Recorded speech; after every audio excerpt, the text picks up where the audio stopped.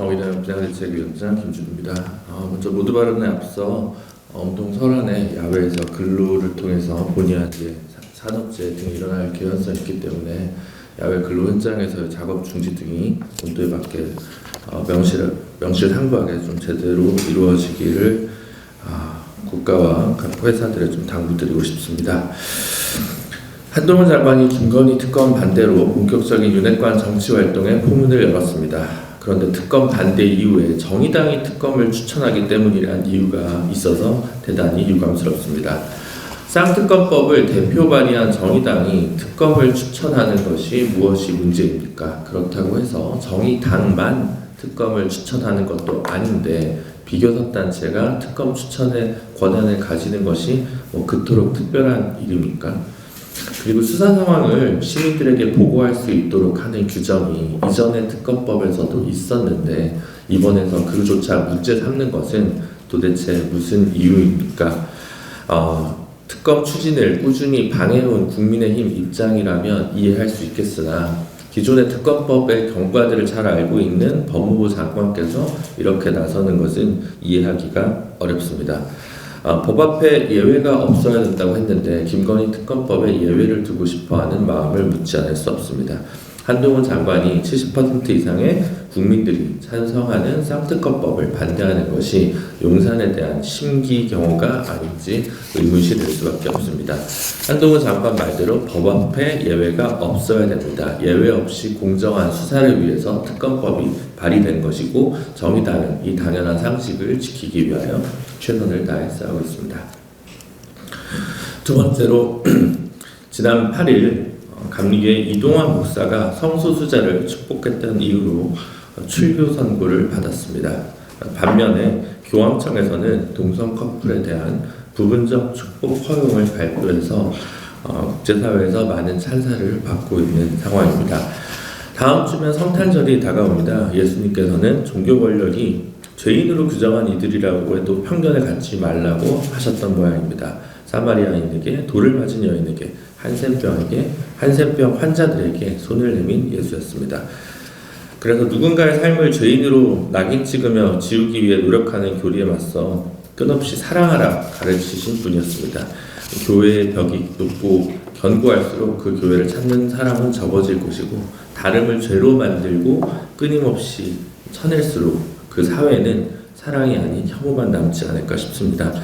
정의당은 대한민국이 서로의 다름을 배제하기보다 축복할 수 있는 사회가 되고 다른 지향을 포용하고 나아갈 수 있는 사회가 되길 바랍니다.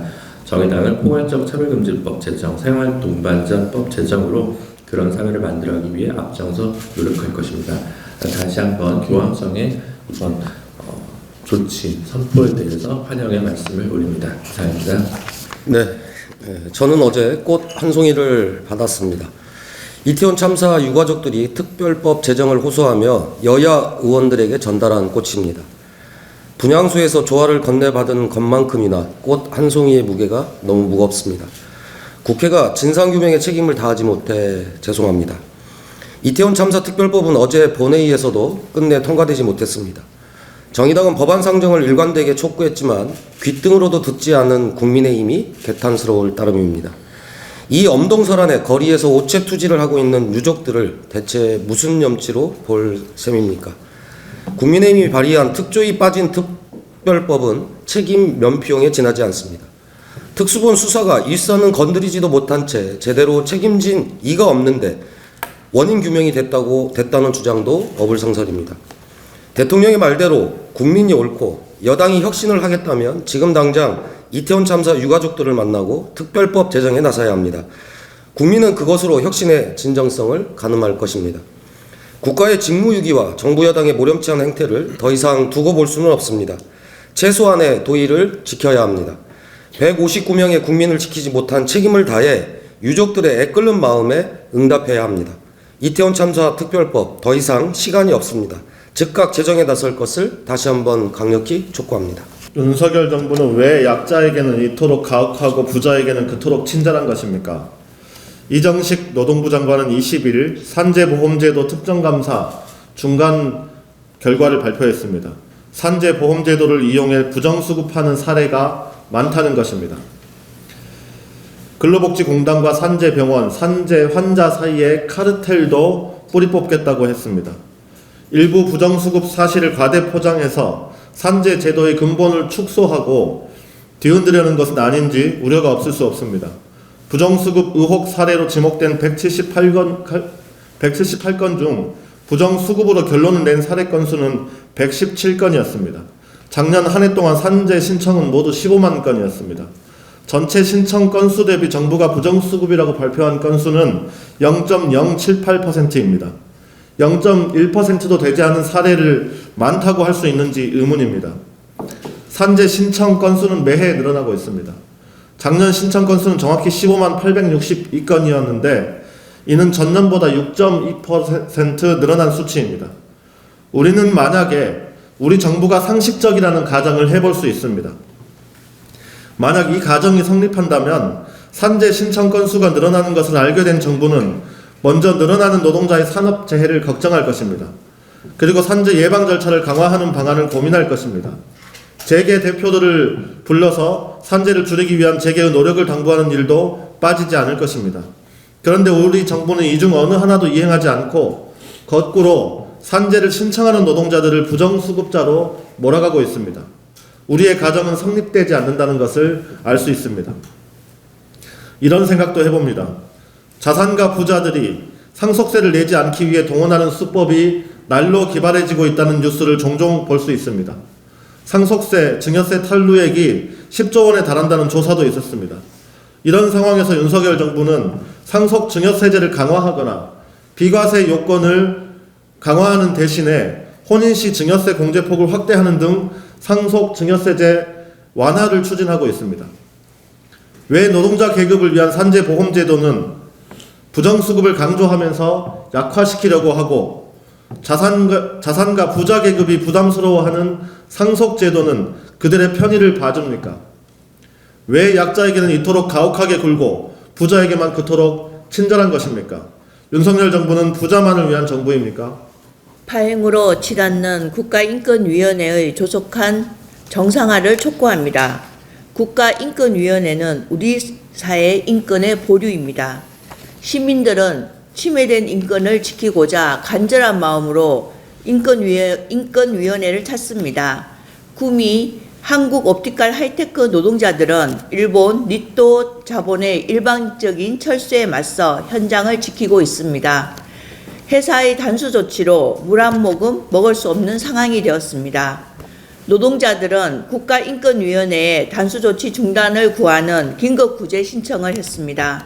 하지만 이충상 상임위원은 전원위원회에서 논의 결정하지도 않은 상황에 대해 기각시키겠다, 집에 와서 샤워하고 오면 된다는 발언으로 노동자들을 모욕했습니다.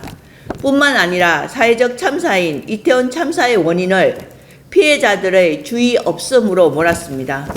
노란봉투법으로 불린 노동조합법 및 노동관계조정법 개정에 대해서는 불법 행위자 보호법이라며 하청 노동자들의 가슴에 대못을 박았습니다. 성소수자에 대한 혐오 발언은 입에 담을 수조차 없습니다. 이충상 김용원 상임위원은 전원위원회 출석을 거부한다고 입장을 표명했습니다. 독립적 기구인 국가인권위원회 위원장이 발표한 노란봉투법 국회 본회 통과 한역 성명 등이 이유입니다. 또한 소위원회 의결 불일치 시 한 명만 반대도 진정이 자동 기각되도록 하는 안건을 발의하여 사실상 인권위원회 기능을 무력화하는 시도를 하고 있습니다. 정의당은 국가인권위원회에서 벌어지는 상황을 무거운 마음으로 지켜봐 왔습니다. 인권의 수호자가 되어야 할 위원들이 진정인들의 상처를 덧내고 있습니다.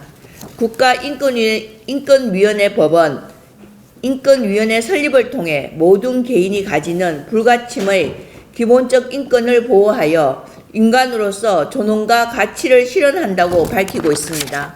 더 이상 진정인을 모욕하는 일이 반복되어서는 안 됩니다. 김용원 이충상 위원은 사퇴해야 합니다. 추천한 여당과 상임위원으로 임명한 대통령은 책임을 져야 합니다. 국가인권위원회 설립 취지에 맞는 위원 추천을 촉구하며 발언을 마치겠습니다. 감사합니다. 2024년 예산안이 오늘 국회 본회의에 회부됩니다. 정의당은 양당 밀실에서 합의한 예산안에 동의할 수 없습니다. 매년 반복되는 밀실 합의로 양당이 국민들에게 숨기고 싶은 합의입니다. 법을 무시하고 소소위를 만들어 양당끼리 짬짬이한 예산입니다. 최소한 탄소 중립 국가 기본 계획에 해당하는 17조 원은 배정했어야 합니다. 코로나 전담 공공병원 예산 지원도 대폭 확대했어야 합니다. 전체 사기 피해자 지원 역시 당연히 필요했습니다. 후쿠시마 피해 어민 지원이나 금리 인상으로 어려움을 겪고 있는 소상공인들에 대한 대출이자 지원 규모도 대폭 늘려야 했습니다. 국민의힘은 말할 것도 없고 더불어민주당 역시 R&D, 지역사랑 상품권, 새만금 예산에 대한 찔끔 증액으로 정부 여당이 주장한 국가재정 축소, 부자 감세에 동의해 준 것입니다. 강한 유감을 표하지 않을 수 없습니다. 이번 예산은 전년도 대비 2.4% 증액한 예산입니다. 올해 물가 상승률은 3.6%에 대비한다면 사실상의 마이너스 재정입니다. 수입은 대기업 부자 감세로 줄이고 지출도 줄여서 국가 역할을 포기한 예산입니다. 윤석열 정부가 예상한 상저하고 경제는 결국 상저하 저 경제로 결론이 이미 났습니다. 국민 경제는 파탄인데 양당은 총선용 예산 챙기기로 결론을 낸 것입니다. 도대체 정부와 양당은 경제에 정말 관심이 있는 것인지 묻지 않을 수 없습니다. 정의당은 경제가 파탄난 한국 사회에 국가 역할을 포기한 2024년 예산은 최악의 예산으로 규정합니다. 양당이 밀실에서 합의한 이번 예산안을 매우 강하게 규탄합니다.